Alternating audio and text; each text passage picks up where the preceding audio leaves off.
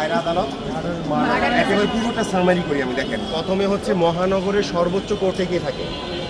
মহানগর দায়রা। স্যার মহানগর এইদিকে মনে দাঁড়াইলে মহানগরটা সহজ হলো। অসুবিধা নেই, এটা দেখাই দিব। মহানগর সর্বোচ্চ কোর্ট কে বলেন তো? মহানগর দায়রা। উনি কি মামলা শুনে? এক নম্বরে উনি শুনে হচ্ছে গিয়ে মার্ডারের মামলা। মার্ডারের মামলাতে উনি শুনে তা না, উনি অতিরিক্তকে ডেলিগেট করে মাঝে মাঝে না, একেবারে প্রায়। কারণ মহানগর স্যার উনি যেরকম মহানগরের প্রধান, ওনার আরও অনেক কাজ আছে, উনি সব মামলা শুনতে পারে না। তখন সব মামলাগুলো কোথায় ট্রান্সফার করে বলেন তো? অতিরিক্ততে ট্রান্সফার করে মহানগর। এরপরে মহানগর মার্ডারের মামলা। 2 নম্বরে রিভিশন মামলা শুনানি করে। তাহলে রিভিশন মামলা কি প্রথম দিন শুনানি হয় না? প্রথমে অ্যাডমিশন হিয়ারিং বা কি অ্যাডমিশন হিয়ারিং মানে কি? গ্রহণযোগ্যতা শুনানি হয়। এরপরে 3 নম্বরে হচ্ছে গিয়ে আপিল শুনানি হয়। আপিল, আপনি আমার দিকে দেখেন, মানে আপিল 3 নম্বরে কি শুনানি হয় বলেন তো? আপিল শুনানি হয়। আচ্ছা, আপিল কোন কোন ক্ষেত্রে শুনানি হয় যেমন আমি আপনাদেরকে বলি, সেটা হচ্ছে এই যুগ্ম দায়রা জজ উনি যদি 5 বছর পর্যন্ত, আর ফার্স্ট ক্লাস ম্যাজিস্ট্রেট 5 বছর পর্যন্ত কোনো দণ্ড দেয়, তাহলে এই দণ্ডের বিরুদ্ধে আপিল করা হয় দায়রা জজের জন্য। 408-এ বলা আছে, আপনারা দেখবেন সিআরপিসি সেকশন 408-এ, যে যুগ্ম দায়রা জজ যদি 5 বছর আর ও ফার্স্ট ক্লাস ম্যাজিস্ট্রেট যদি 5 বছর পর্যন্ত দণ্ড দেয়, তাহলে এই আপিল করা হবে কোথায় বলেন তো? দায়রা জজ। তাহলে তার মানে উনি আপিলও শুনে। এখন আসেন, আপিলের ক্ষেত্রেও একই রকম। আপনি যখন আপিল দায়ের করবেন তখন সরাসরি আদালত আপিলটা শুনে না। 421 ধারায় আদালত গ্রহণযোগ্যতা শুনানি রাখে। এবার 421 ধারায় যদি আদালত দেখে মামলাটা সামনে আগানোর কোনো কারণ নাই, তাহলে আদালত মামলাটা খারিজ করে দেয়।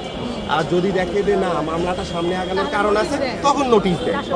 422-এর নোটিশ দেয়। তার মানে বিষয় দুইটা, মামলা সামনে আগানোর কোনো কারণ না থাকলে কি দেয় বলেন তো? সামারিলি রিজেক্ট এটাকে বলা হয়। সংক্ষিপ্তভাবে কি করে দেয়? করে দেয়, খারিজ করে দেয়। আর 2 নম্বরটা হচ্ছে যদি থাকে তাহলে এবার নোটিশ পাঠায়। কাকে নোটিশ পাঠায়? এখানে হচ্ছে রেসপন্ডেন্ট যারা, আমি আপিল করছি, আমি তাহলে আপিলেন্ট। তাহলে আপনাদের একটা প্রশ্ন করতে পারে, যে আপিল করে তাকে কি বলা হয় বলেন তো? আপিলেন্ট। আর যে অপোজিট পক্ষ থাকে, প্রতিপক্ষ, তাকে বলা হয় রেসপন্ডেন্ট।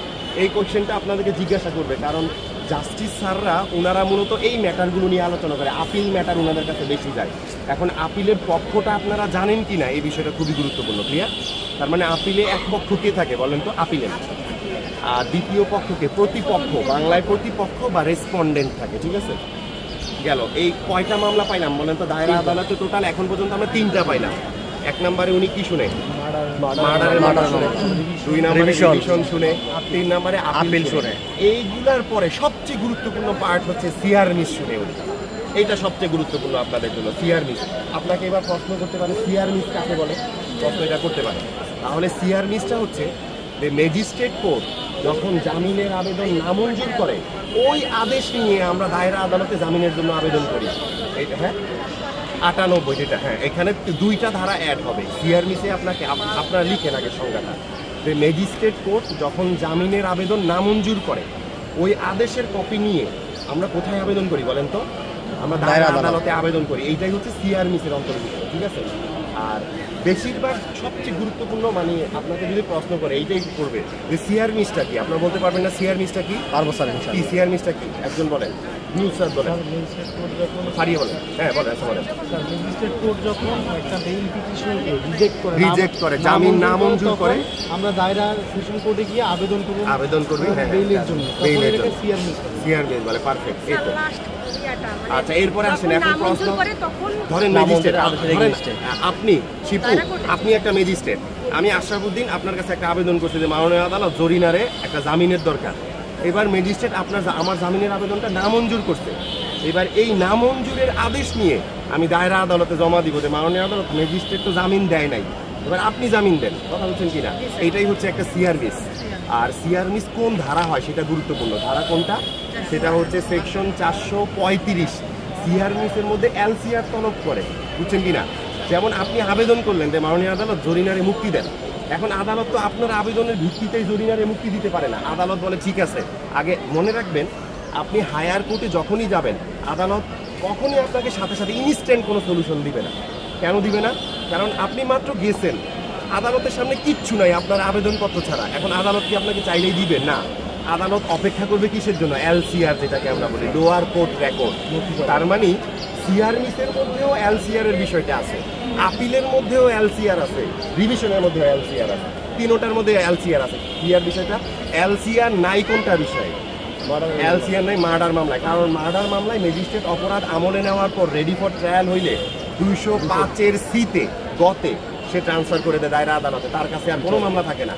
তার মানে মার্ডারের মামলায় আর এলসিআর থাকে না, পুরো সিইআরটাই কোর্ট রেকর্ডটাই চলে আসে। বুঝছেন কিনা? এলসিআর লাগে কোনটা মামলায়? তিনটা, একটা হচ্ছে গিয়ে রিভিশন, আর একটা আপিল, আর একটা সিআরমিস, এই তিনটা। ক্লিয়ার বিষয়টা? এটাই। এবং এই প্রত্যেকটা বিষয় কোনোটাই সরাসরি শুনানি হয় না।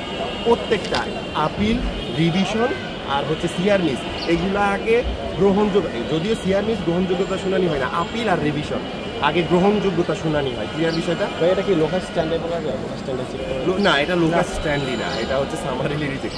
লোকাস স্ট্যান্ডি হচ্ছে মামলা করার অধিকার। এখন আসেন, মামলা করার অধিকার কি?